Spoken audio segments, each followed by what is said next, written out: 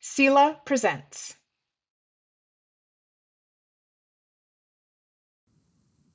Summer Reading for Everyone. Make your library's club accessible for kids with disabilities.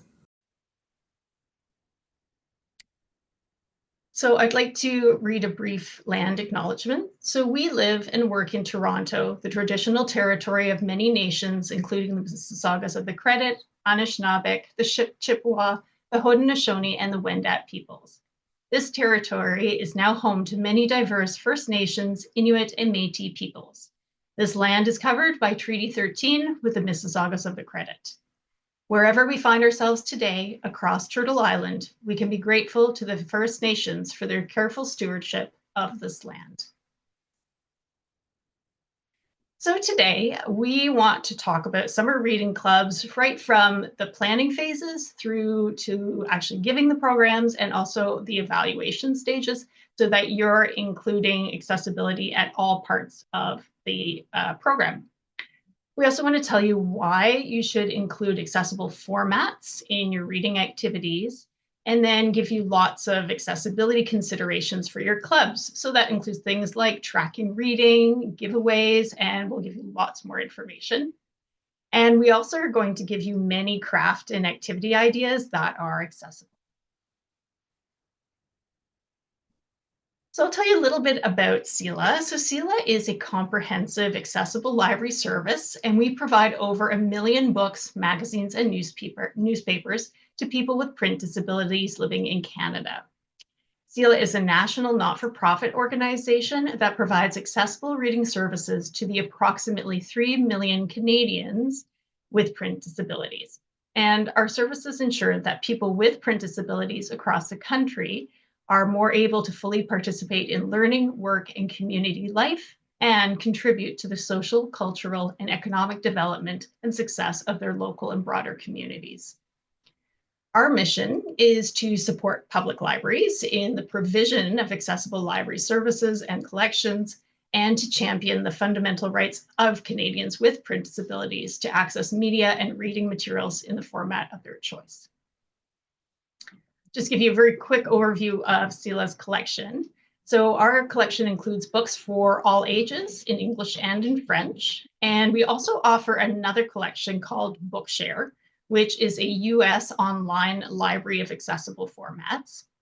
So one point about Bookshare, while registering for CELA does not require any medical certification or validation of someone's disability, somebody who wants Bookshare access does have to fill out a proof of disability form. For CELA, we also allow educators and professionals to have accounts to support people with print disabilities, and educators can also access Bookshare titles. I'll turn it over to Denise to talk about types of disabilities. So Rachel mentioned that CELA supports people with print disabilities. So I want to touch a little on what that means and on types of disabilities more broadly. So a print disability is any disability that impacts someone's ability to read a regular print physical book. So certainly that's vision-related disabilities, but it's also learning and developmental disabilities, types of neurodivergence like dyslexia, and certain types of physical disabilities that can impact whether or not someone can hold a physical book or turn the pages. But disability, of course, is a much broader category. It can also include other types of physical disabilities, things like limb difference, for example. It can include less immediately obvious disabilities, mental health issues, chronic illnesses, and it can include hearing-related disabilities. Though I do want to just add a quick little caveat here that many deaf folks do not consider themselves disabled. Some do, some don't. Both viewpoints are completely valid, but it is important to recognize that distinction. This is why you'll sometimes see, instead of phrases like disabled people or people with disabilities, you might see the phrase people who are deaf and or disabled. And the reason for this is because deaf and hard of hearing folks may still require accessibility accommodations, but they don't necessarily consider themselves disabled. So we just like to make that distinction. If I can have the next slide, please. So I'll let Rachel tell you a little bit about this story. So we wanted to share a story with you from a public library. In this case, it's actually the user of a public library, and describe and really emphasize why it's important to make your summer reading programs accessible. So in this story, this is from a parent, and she says, "My little girl has diverse abilities and is embarrassed to read because she is in grade 4 with a grade 1 reading level. Summer Reading Club has changed all of that to proud of reading. She even started reading in bed at night on her own with a flashlight. I cried tears of joy." So that's a very moving story. So that's a parent from town Hespeler, which is near Cambridge, Ontario, about just 2 hours west of Toronto, roughly. So anyway, if nothing else, will convince you to consider making some changes to your own summer reading clubs to make them more accessible. I hope this story does, just because it really shows the difference it can make. So let's get into planning an accessible summer reading club. We've planned out this presentation as a kind of a chronology, dividing our topics up into roughly the time of year when you would be dealing with them. So winter and spring for things to think about during the early planning stages, summer for things to be aware of while you're running the program, and then a little bit after summer for a bit of post SRC debrief. So we're starting, of course, with winter and spring. And since we're already at the end of March, many of you have probably already started planning your summer reading clubs. Now is also the time to start thinking about accessibility so that your summer reading club can be what's referred to as born accessible. So born accessible means that something is designed to be accessible from the outset, rather than having to be adapted after the fact. So certainly a brand new building that has ramp access and braille signage and accessible washrooms, that's a born accessible building. But so is a brand new book that's published right from the beginning in multiple formats with accessibility features built in. And your summer reading clubs, they should be this way too. So I like to say that accessibility is proactive. And what that means in this case is that you're incorporating accessibility into your planning right from the beginning. And the great thing about doing this is that it reduces the chances that you're going to need to like scramble on the fly to adapt to something you weren't prepared for. And yes, there are still going to be times where you have to adapt quickly. It is not possible to anticipate everyone's accessibility needs ahead of time. But if you've already kind of laid that foundation, you're comfortable thinking about and making adaptations, it's going to be a whole lot easier for you when other things do pop up. And the other really important benefit of planning for accessibility in advance is that it fosters a sense of inclusion and belonging for those kids that benefit from the adaptations that you've made. Because now there's a good chance that that child and their caregivers, they might not have to ask for accommodations in advance. They can just show up and participate in the program. The child doesn't have to worry about being singled out for needing something special or different. And the parent doesn't have to worry that they're making a fuss or they're going to get told no. It really does make a difference when someone is offered a seat at the table rather than having to ask for one, so to speak. So planning for accessibility matters, but it also matters how you do that planning and where you get your information from. And my point here is talk to disabled people. The disability rights movement uses the phrase, nothing about us without us, because too often we are left out of the conversations about things that directly affect us. And yeah, that's often really big things like laws and government policies. but it can also just be small everyday things like a library program. If library staff are making assumptions about what they think disabled people need, there's a chance that they might be wrong, and that can actually be even more alienating. So try not to make those assumptions. And maybe you've already got lots of experience working with disabled folks, or maybe you're disabled yourself. But if that's not you, then remember that disabled people know their needs best. So consult them when you're making your plans. Reach out to local disability organizations in your area. It's really okay and actually even encouraged to reach out to them, contact them and ask what they need from their library, what would make it easier for them to come into your buildings and into your programs. Again, be proactive about it. Go to them, don't wait for them to come to you. And a lot of this same basic principle goes for online resources too. So as library professionals, we know the importance of vetting our resources. We talk about digital literacy all the time, and we need to be doing that here as well.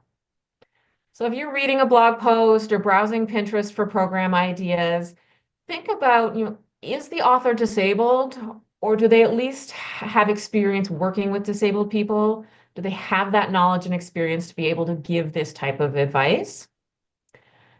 And also look at things like, does the site use outdated terminology like special needs or differently abled? Are they using outdated and even offensive symbols like the puzzle piece in reference to autistic folks? Know where you're getting your information from, get it from the source, and respect what disabled people tell you, even if it's something that contradicts what you previously thought. Now, before we get into giving you lots of tips for specific aspects about your reading clubs, I want to do a quick little overview of what the three main clubs in Canada are already doing to make their programs accessible.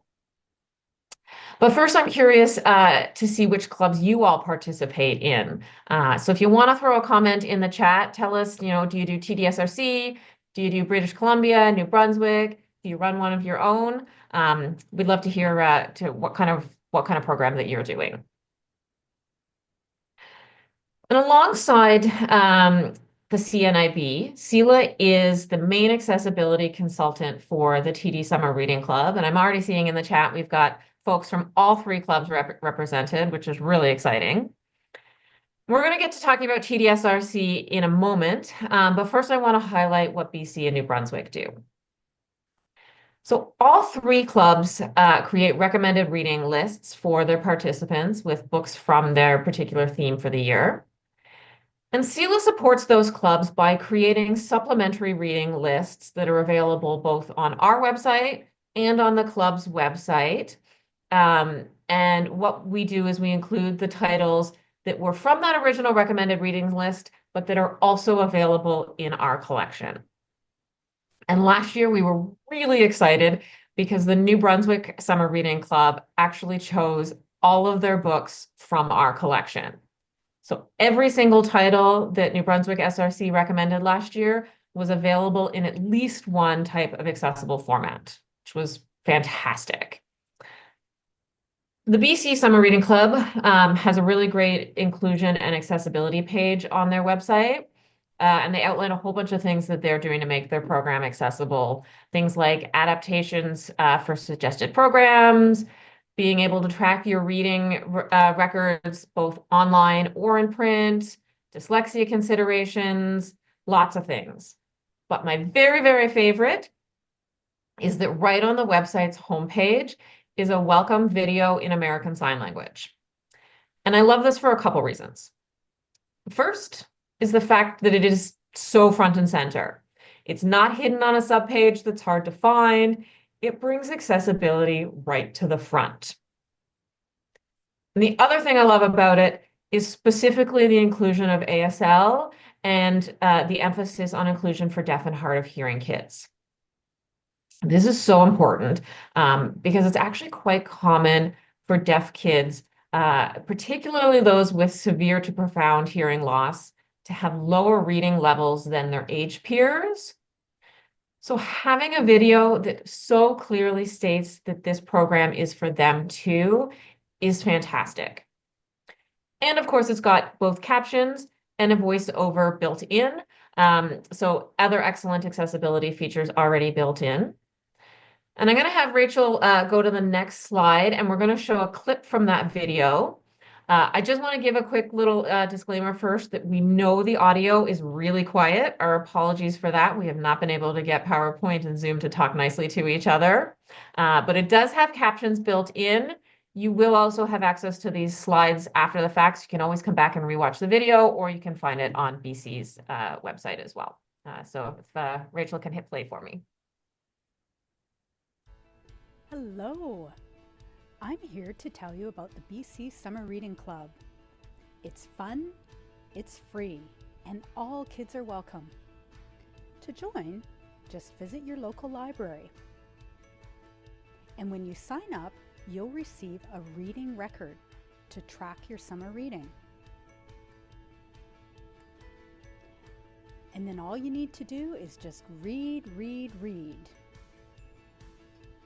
Reading counts in any language, including American Sign Language. You can watch a story in ASL and then add the title to your reading record. You can read anytime, in any place. Oops, sorry. Oh, that's perfect. Yeah, I think that was just the right place. Okay, there we go. So what a great reminder there right at the end that there really are many different ways to participate in the programs and many ways to read, including in ASL. So lastly, our last main reading club is, of course, the TD Summer Reading Club. And I first want to take note of the notebooks that are used for reading tracking. So the print version are very intentionally designed with larger fonts and simpler layouts with more white space and more open space on the page. They are all assessed and evaluated by us at CELA as well. And the downloadable versions of the notebooks are made in partnership with the CNIB, and they're available in large print, audio, braille, and the open dyslexic font. The TDSRC website also has a ton of great accessibility stuff on there. There are pages for both parents and caregivers, as well as staff, about how the program is accessible. And the one on the staff site, the Plan for Accessibility page, it is newly updated this year with a whole different layout and lots of practical tips. So I highly recommend going and checking that out. Even if your library doesn't participate in TDSRC, the pages is publicly available, and it's a really great aggregated source of lots of accessibility tips. TDSRC also creates an audio version of the webcomic they do every year, as well as their story walk. And they make a point to include disability representation in their artwork, including the adorable little image that's on the screen here, which shows a group of children and animals all sitting together and reading. One child is using a tablet and headphones, and another is sitting in a wheelchair. And I'll turn it over to Rachel. She's going to talk about outreach. Thanks, Denise. So I just wanted to follow up with what Denise said about asking people with disabilities about how they'd like to use your programs and your library. So leading from that, when you're thinking of outreach and telling your community about what you're going to be doing that summer, remember to talk about accessibility.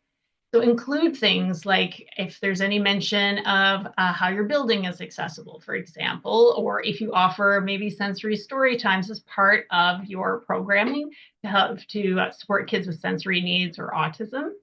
That's great. Remember to mention it. Quite often when we're doing outreach, we think of things like how you sign up, how you get a library card. So mentioning accessibility can be also very valuable.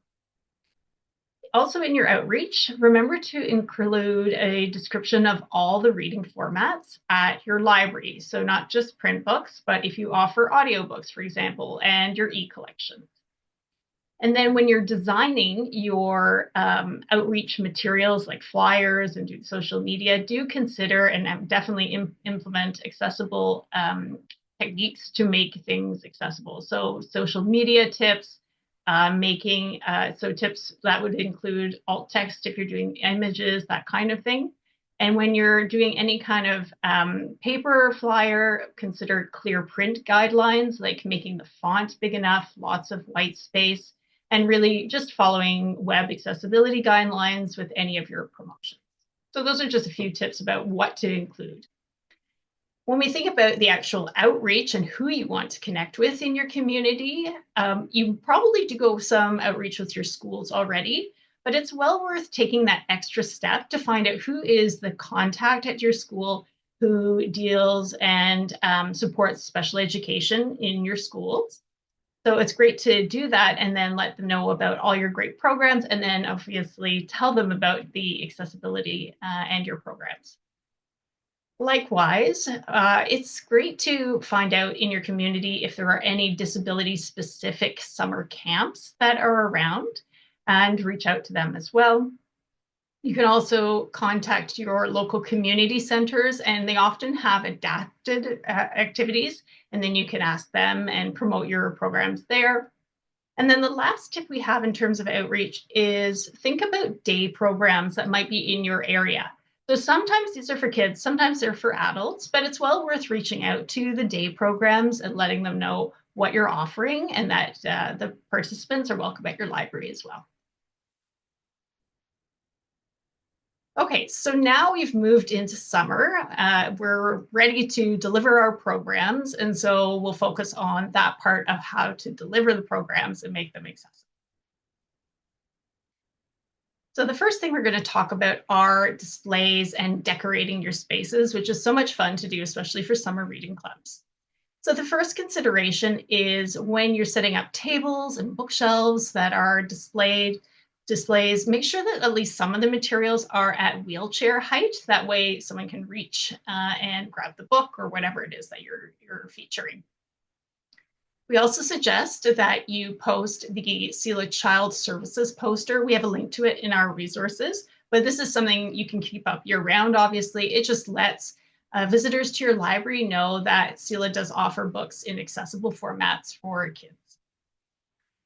The next point is don't put Braille books behind glass. Now that may seem like a strange thing to say, but I have heard of libraries putting Braille books or signage that has Braille behind glass. It looks very pretty, but it's useless basically if it's behind glass. So Braille is there as a tactile reading system. So definitely let someone touch the book so they can either read it for themselves if they can read Braille, or just learn what Braille is. The other tip is to mention multiple formats, and we mentioned this in the outreach piece as well, but also make sure that you feature any, let's say, wonder books that you might have, even graphic novels, and definitely if you want to borrow a print Braille book from CELA as part of your display, feel free to. To borrow a print Braille material, every library has a CELA account if you're a CELA member library, and you can just place an order for a book and we'll send it to your library. And then the last tip about decorating is really keep it simple. Sometimes if it's very busy, it can be it's not very pleasant for someone to look at. It might be just too much for them. So keep it simple, and that way someone can focus on all the different parts of your decoration and enjoy them. Okay, the next step in terms of running a summer reading program is registrations. So, and in this context, we're thinking more about registering for a specific program, let's say, rather than the whole club. So we definitely recommend that you have a sign-up form online and maybe a paper one as well for someone walking in. Regardless of the format that the registration form is in, keep it simple and ask fewer questions. And the reason we're saying that is that actually reading a form and just comprehending what you're supposed to do with that form does require some level of executive functioning that actually can be somewhat difficult for some people. So really just keep it simple, basically.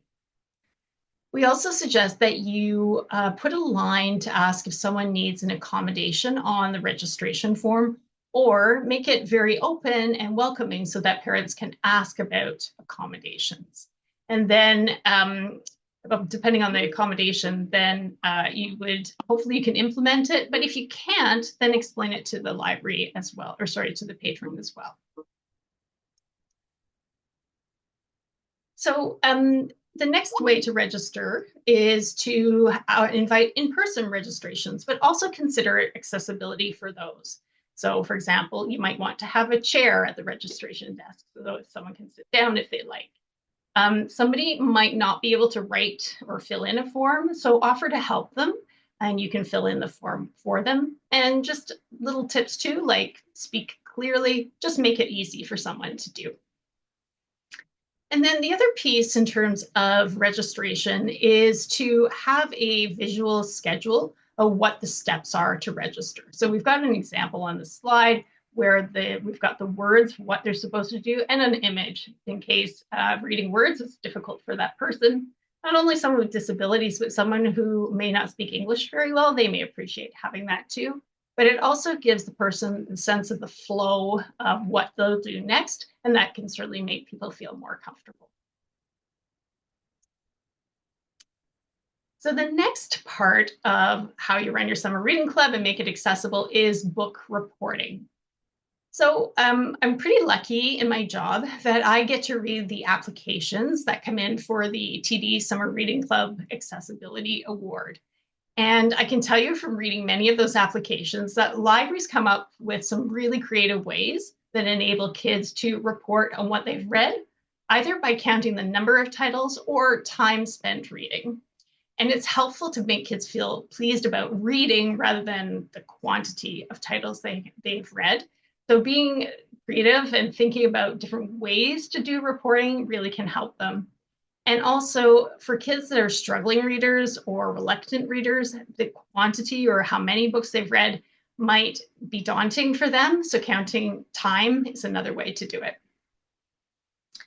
We'd also encourage other ways to report reading, which is to allow them to report books in different formats, not just print books. So if someone read the audiobook of a book, make sure you count that. And then also be flexible how they report as well. So they might want to write it down, but they might not. They might want to draw a picture describing if they like the book or not, for example. And also verbally, they can tell you as well instead of writing it down. They'd be really pleased to receive a sticker or other reward you offer for kids that have read lots of books or any book really. And that will make them feel encouraged to do more reading if they can participate in the way that's comfortable for them. Okay, so we've given you some ideas in terms of book reporting, but we would love to hear from you if you have other creative ways at your library that you've asked kids to report on the books they've read. So we'll just stop for a minute and we'll just, if you want to type your answers in the chat, if you've done anything that's time counting, for example, or other creative ways. Just going to look at the chat here.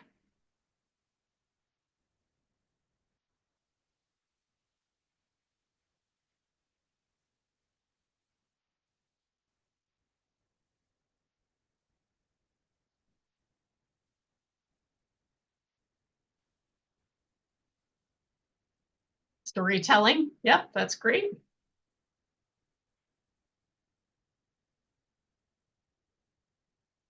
Counting days, yep.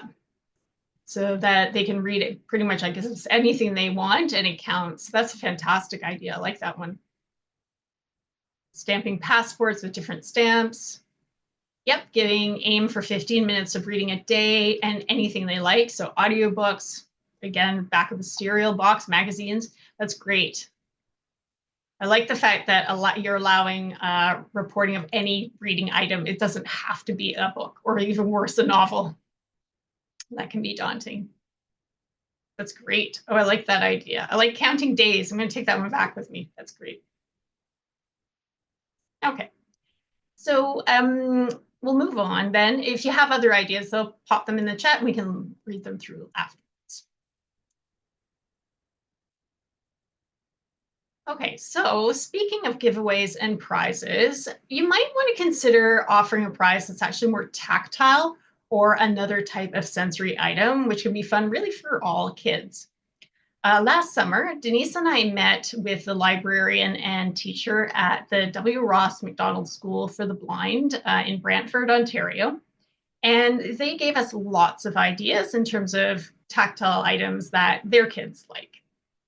And just sorry, I give a bit of a reference for the school. It goes from, I think it's from kindergarten all the way through to high school. So some of the ideas that they shared with us include tactile stickers, mini fidget toys, and they really loved keychains that have stuffed animals on them. And what they would do is clip them to their canes, which is a very unique idea, but it was a lot of fun. They also enjoyed things like t-shirts and water bottles, which are very common giveaways. So what we want to emphasize is that these items are not very different, right? I mean, you can get these items at a dollar store. If you order them in bulk, they can be a bit cheaper. So there are ways to make giveaways and prizes accessible without having to spend too much money.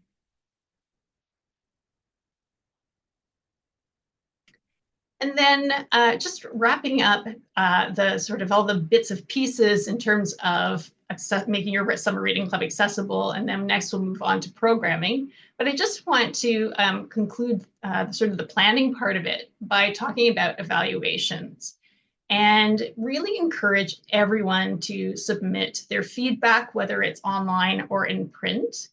And we can't emphasize enough, really ask someone with a disability about the program. You don't want to leave them out. Again, going back to what Denise was saying earlier.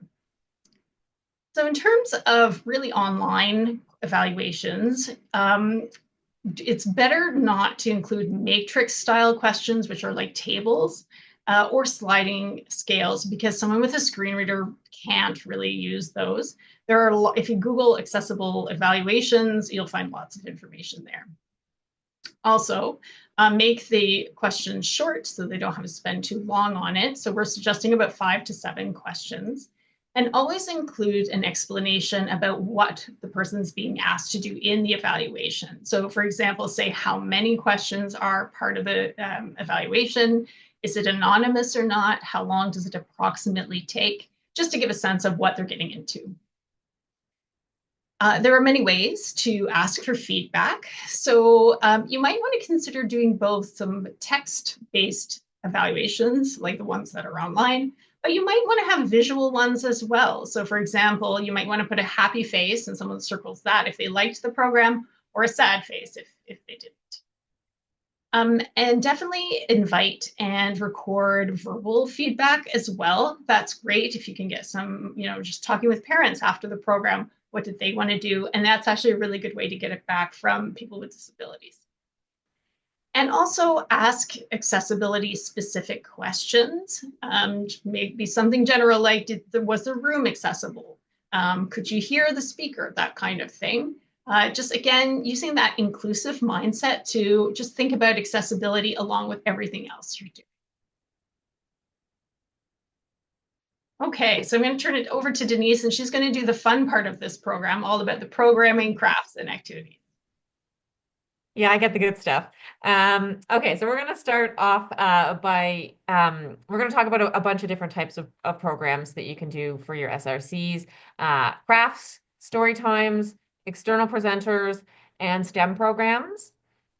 And my goal here is to give you some general tips for each different type of program, and then wherever possible to give you some specific program ideas as well. And so we're starting with crafts. So CELA's got a accessible craft resource guide available on our website. And it's a fantastic resource full of a ton of different types of tips, from everything from instructions to setting up the rooms to different types of materials. And we are going to link to that at the end of the presentation.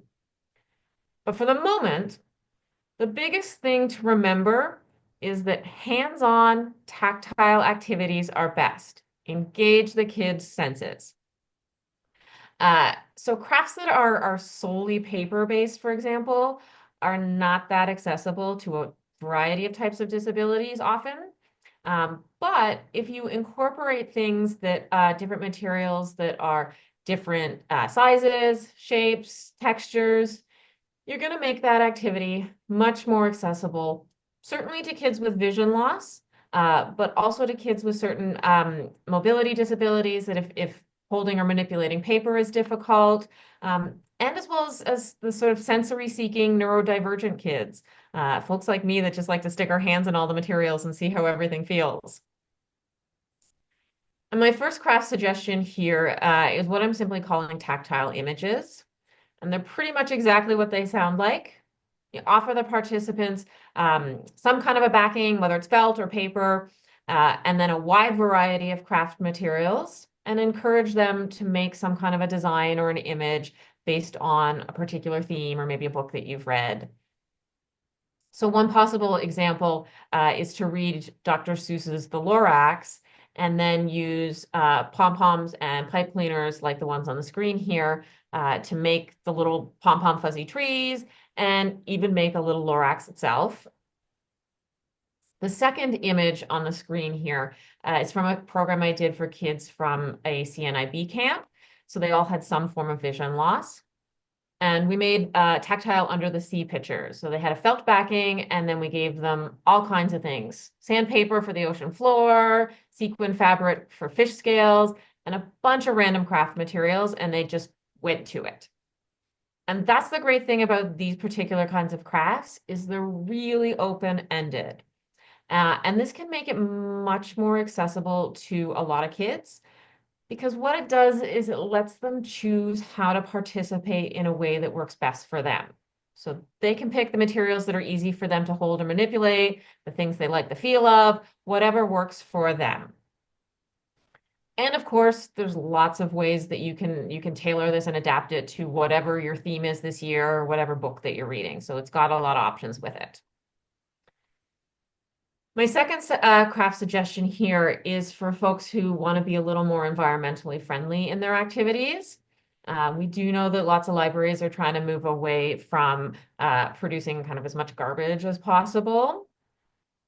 So this activity I'm calling compostable creations. And basically you start with something like a homemade Play-Doh or salt dough, and you can use it for like the body of a little monster, a little creature, and then you get twigs and stones and other kind of nature bits, excuse me, to be all the different body parts and little accents for the creatures. And because the dough does dry hard, kids can take them home if they want to. They can keep their creations. But the beauty of it is that at the end of the day, the whole thing can go in the compost rather than the garbage. You can also use this kind of dough to make fossils. So grab some rubber dinosaurs or insects, use them to make impressions in the dough. And again, nature bits as accents. Very hands-on, very tactile. And again, at the end of the day, it can all go in the compost. Now, next up is Storytime. Of course, another kids program staple. And so I've got a few quick and easy tips to implement that are easy to implement. The first is to always offer fidgets, fidget toys, headphones, and sunglasses. This is such a really simple thing to do, but it can make a huge difference for kids with sensory issues. The next thing is to choose shorter stories and ones with big, bold illustrations. So remember that some kids are going to have to work harder to listen. So a shorter story will allow them to have a break sooner, be less to kind of cope with. And having those big, bold illustrations, bright colors, solid outlines, not a lot of little tiny details or background clutter. This is not only going to make the images less visually overwhelming, but it also makes it easier for kids with low vision to be able to see the parts of the illustrations. The third thing to remember is that not everyone listens by sitting still. So some kids are going to want to wiggle, stim, walk around. That's okay. But it is also okay to politely redirect a child if they're becoming a significant disruption. So you can say something like, this spot here is for sitting, And that spot here is for walking. Where would you like to be? So you've given the child a clear expectation, but you have given them some choice as well. And the last tip here is to use a visual schedule. And Rachel mentioned this a little bit with registration. Same kind of thing goes for your programs. These are particularly helpful for neurodivergent kids, but certainly also folks who are deaf or hard of hearing, developmental disabilities, lots of types of disabilities this is great for. And a visual schedule uses a short or simple word or phrase alongside an image to represent each part of the program. And on the screen, we've got a couple examples of the common types of symbols that are used. And these ones are for library, story time, quiet, and play. But also don't just rely on that visual. Make sure you're talking about your schedule throughout your program. And this is really just as simple as saying something like, I'm going to read a story about fish, and then we'll sing a couple songs. Just lets people know what to expect. And you should actually also be doing this kind of verbal scheduling during any program, especially if you're getting towards the end of an activity or a transition moment. And you can say something like, there's 5 minutes left in the craft, so start thinking about being finished. This lets kids who have things like time blindness or difficulty adapting to change, it gives them that chance to process the upcoming change rather than it being an abrupt surprise. So my third type of program is external presenters. So this is author visits, magicians, puppet shows, mad science, etc. And I've got 4 quick tips here. The first is always use microphones. The second is book your ASL interpreters if you need them as far in advance as possible.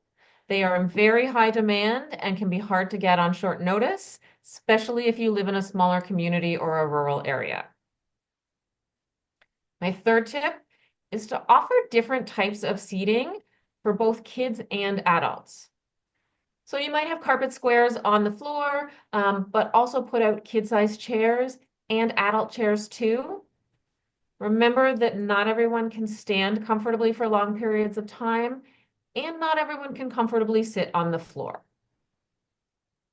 And my last tip is make sure you've got ramp access to any stage or other elevated area if your library has one, because the kid who uses a wheelchair or a walker probably wants to be the magician's assistant just as much as any other kid does, and they should have that opportunity too.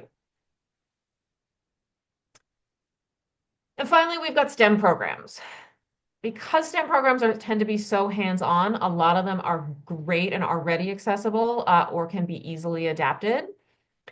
Anything that involves measuring, pouring, or mixing is a great option.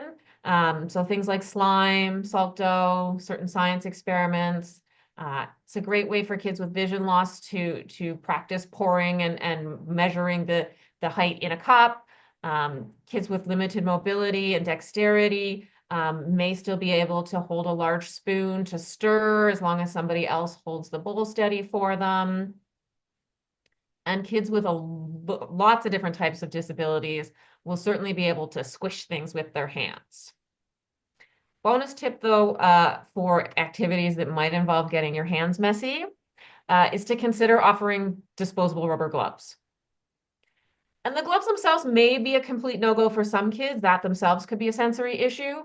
But for others, having gloves is going to allow them to participate in a messy program without like the yuck factor of getting stuff on their skin. Other good STEM options include tactile maps. So if you're doing geography or kind of around the world type activities, you can grab some old road maps or just even a blank piece of paper and then get lots of three-dimensional objects, things like Monopoly houses, artificial leaves, to represent the different locations on the map. And then use either like yarn, string, or pipe cleaners to create a tactile representation of the routes between the different locations. Again, certainly great for kids with low vision, but also kids with different sort of visual and spatial awareness processing, for kids who just a piece of paper is difficult to them to interact with. So it's a great option. And lastly, one more environmentally friendly option is to use recyclable materials to create structures, build cities, even sort of inventions. Really, all you got to do is round up cardboard boxes, tubes, anything that is clean and safe to handle, and let the kids go to it with glue and tape and build whatever's based on your theme. It's great for engineering. It's great for practicing cooperation, imagination. And at the end of the program, it all goes back in the recycling. And I'm going to turn it over to Rachel. She's going to talk a little bit about some after summer stuff. Great.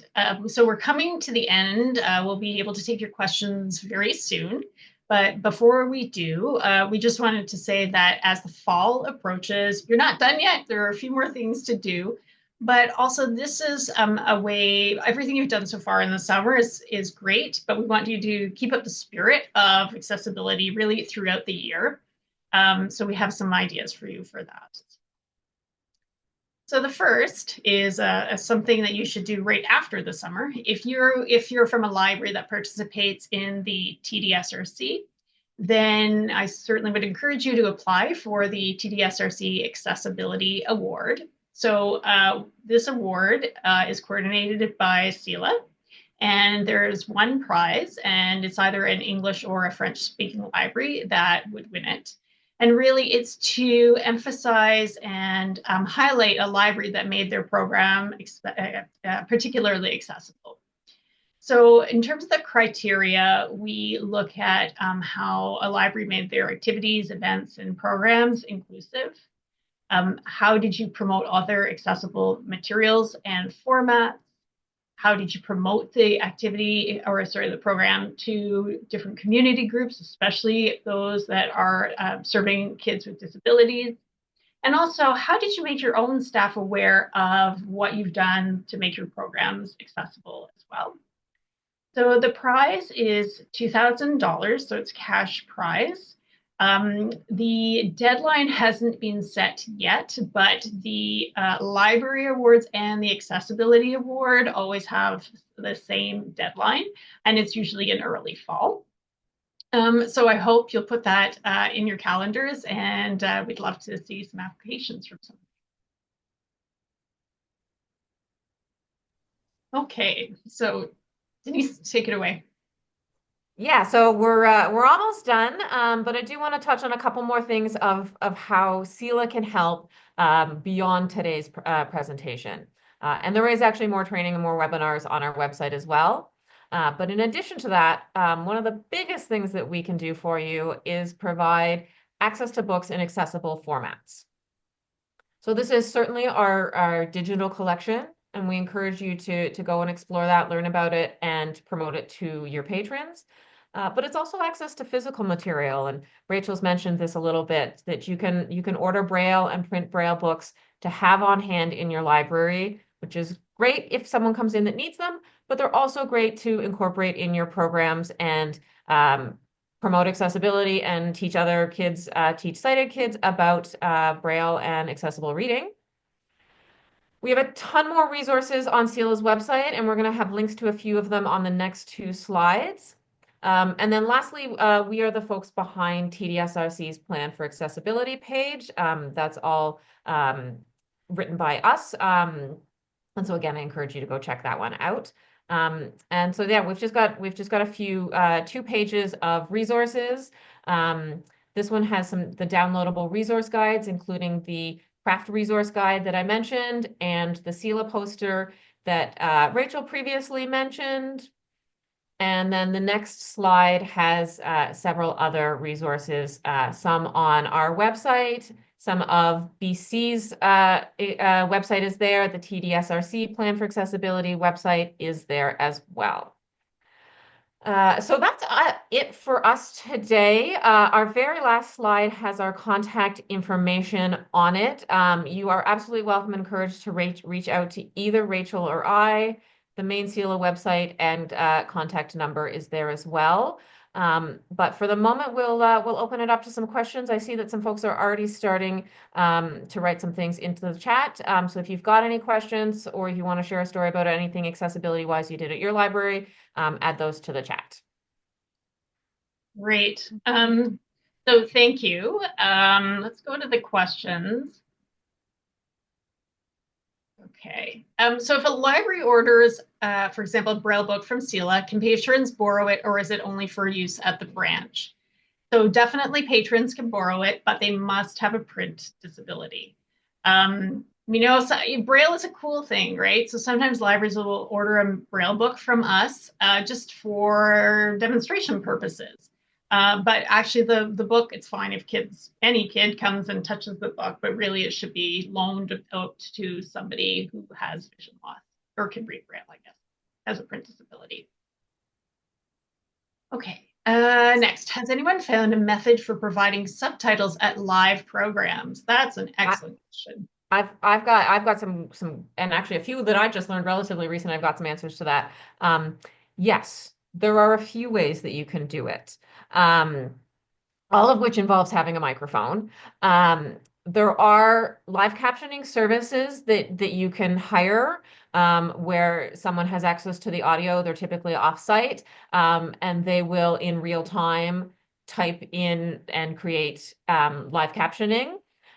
So that's certainly an option, but also both PowerPoint and Google. So if you're doing anything that involves slides, Google Slides and PowerPoint has live captioning built into it as well. So if it's connected to a microphone, you probably even could do it even if you don't actually need the PowerPoint slides. You just create a blank slide and then turn the captioning on. And as long as it's hooked up to the mic and it can pick up your audio, it will create live captions. They're not perfect. Any AI generated live captioning is never going to be 100% perfect, but it is significantly better than having no captioning at all. And it's better than it was a few years ago as well. Yes. And actually the one through PowerPoint, that's what we used to use for CELA webinars. And it was excellent. Actually, Zoom's caught up to it. But yeah, it's made a big step forward, definitely, in terms of accuracy. Okay. All right, next question. Is CELA able to provide printed versions of TDSRC notebook supplies in Braille? Any tips for where those might be accessed if there is not a Braille printer in your area? So we don't Braille the notebooks ourselves. You'd have to find a printer.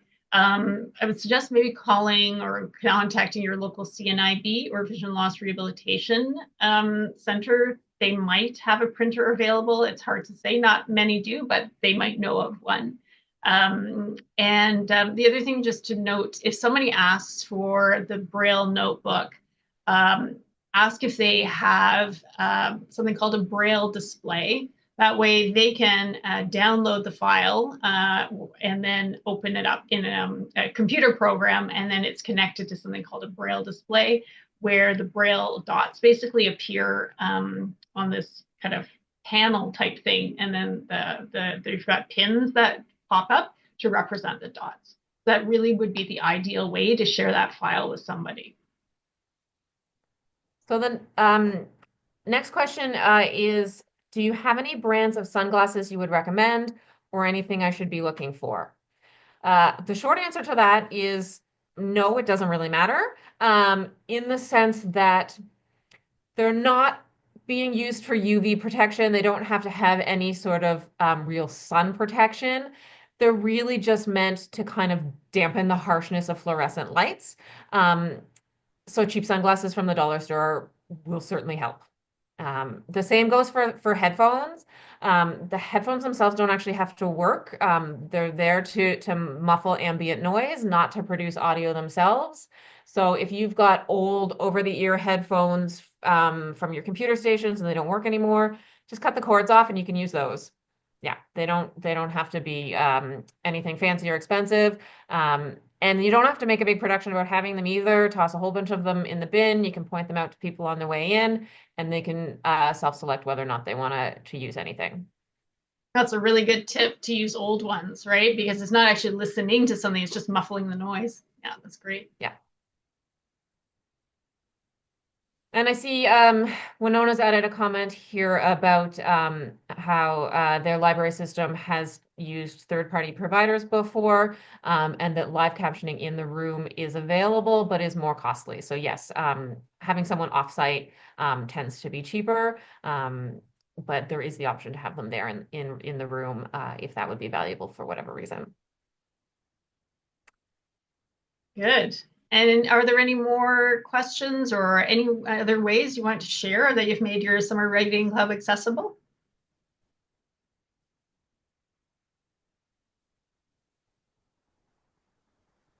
Just give it a minute.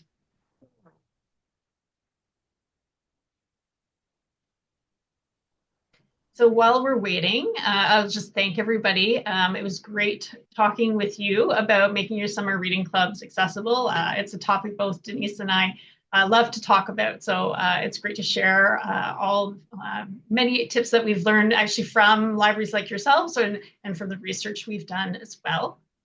And just noticed, yeah, sorry, I was just going to say, just noticed somebody's added to the chat that they created a tactile map of their children's department. That is very cool. And if you still have it or have photos of it, we would love to see a photo of it, especially if you don't mind us sharing it and using it as an example for other trainings like this, because that's a really cool idea. That's really good. That's the first time I've heard of that before. That's excellent. Yeah. Yeah. So Jessica, if you want to reach out to us, but certainly anybody else, if you've got pictures, if you've got anecdotes, just like the one we shared at the beginning, we're always happy to hear about what you're doing, and we're happy to answer questions as well. Yeah, absolutely. So I'll also wrap up by saying that there is a email list if you're interested in learning more about this topic. It's called the Child and Teen Library Accessibility Interest Group. There is a link to it in the resources page. Basically, it's just an email list. You can post questions. We share information as well. And as I mentioned at the beginning, when you're doing your outreach, tell them about CELA's Educator Access Program. So this is where that connection to teachers in special education comes in, because a teacher or a resource teacher is supporting someone with a disability can have an CELA account to get books for their students. And just a reminder that I will follow up with an email that will include the PowerPoint slides that we've shared with you today and a brief survey as well. So again, I want to thank everybody for joining us today, and we hope you have a good afternoon. Thanks, everyone. Thanks for watching. Don't forget to subscribe and never miss a video.